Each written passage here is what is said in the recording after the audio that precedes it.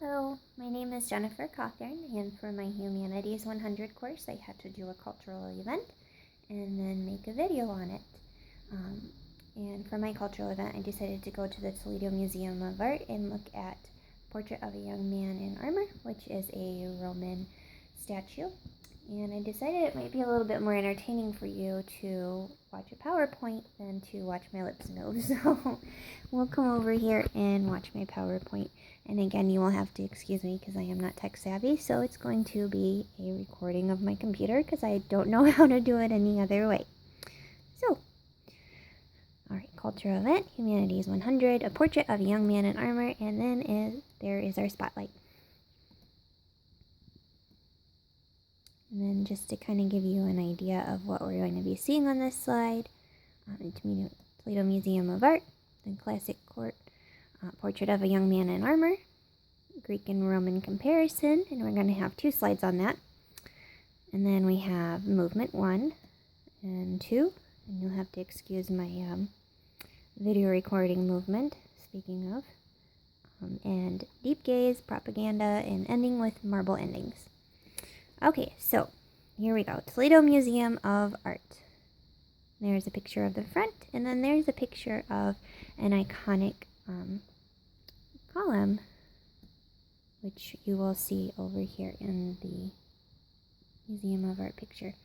But what I thought was kind of interesting, the statue that I'm studying, as previously mentioned, is Roman, and the building that houses this piece is Roman as well. And the Romans represented themselves as powerful and everlasting and solid, not only in their art, but also in their architecture, which I thought that was pretty cool, that they have this everlasting, solid expression of humanities inside the building, and the building itself reflects that same mindset, which I thought was pretty cool. But anyways, so there's the volutes of the iconic column with the flute and the fillets kind of playing their pattern melody down to the base. But when in my younger years, I went to the University of Toledo, and I was actually an art student, an art major, which is kind of ironic that I didn't know anything about this building. We were never taught that it was Roman or anything about that, so it was, like I said, it's kind of ironic that I had to leave my art major and leave the premises, the University of Toledo, the Art Museum, in order to learn about the building and the art inside at a deeper level. But anyways, we will move on. All right, the classic portrait of a young man in armor. And there's a picture of him. You kind of see him from the side behind. But yeah, so he's up in the classic court. He was originally found in Turkey, which was formerly Asia Minor. And we will move on. All right, our Greek and Roman comparison.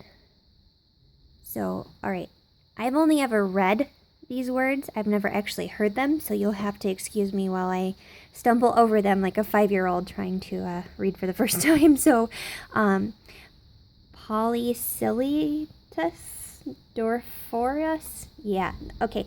That's the spear bearer in English. I'm not real good with foreign language, as you can tell. But this is the Greek statue. And if you look at his muscles, especially around in here, around his hip bones, he's definitely idolized. That's not how a real human being would be. And he is gymnos. I do know how to pronounce that. Naked in English. And yeah, like I said, his muscles are bulging, and he's just not realistic at all. And that's not how the Romans did their artwork.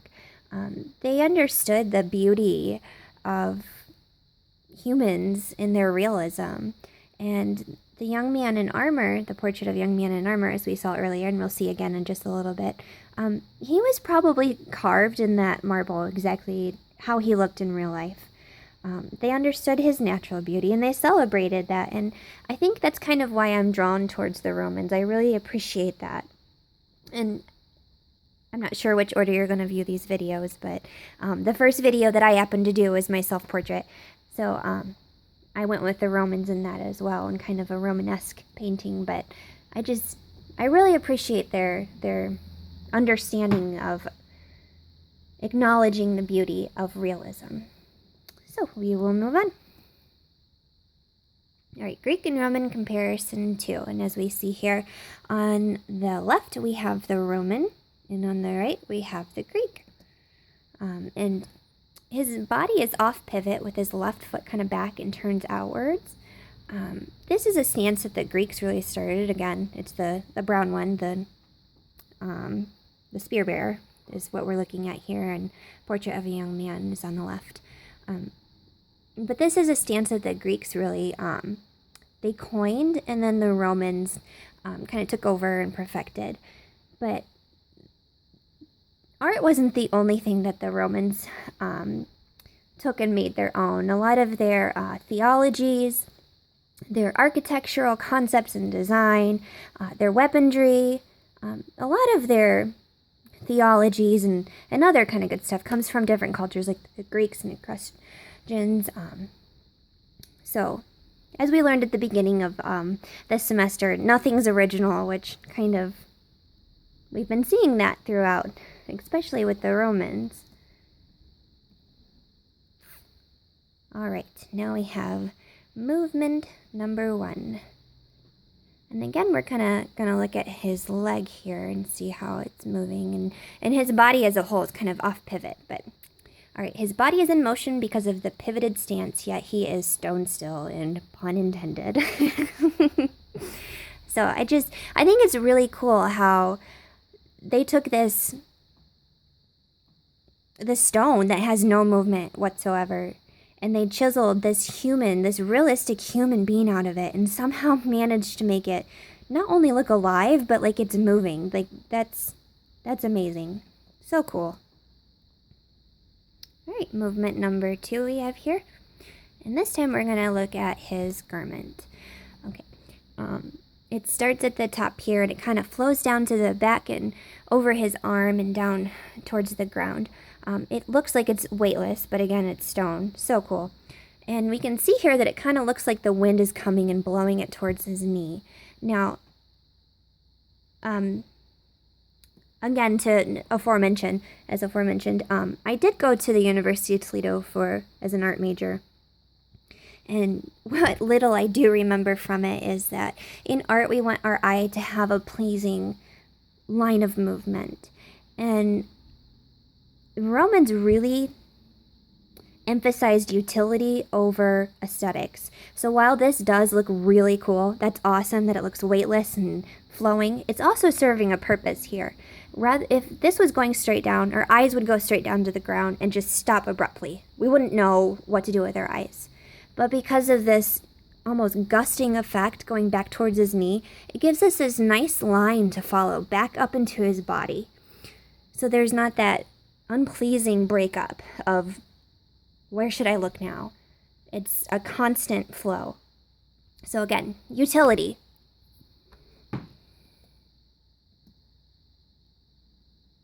Okay, deep gaze, propaganda. All right, and you'll notice this is the picture from the title page. But if you look at his face, it's very regal and very strong. It kind of looks like he's looking over his enemies with this like victorious gaze, and it's sending the message of strength and deep thought and a sense of pride. Like he's just, I am Roman, hear me roar. So, and again, the Romans didn't do things for aesthetics. They did things for utility. So this statue, though I'm not absolutely positive, I'm speculating because of what we've learned about their culture, is that they had this statue to kind of spread this propaganda of we are Roman and we are here to stay and we are strong. Don't you dare come up against us. Kind of like that sassy, like, mm-mm.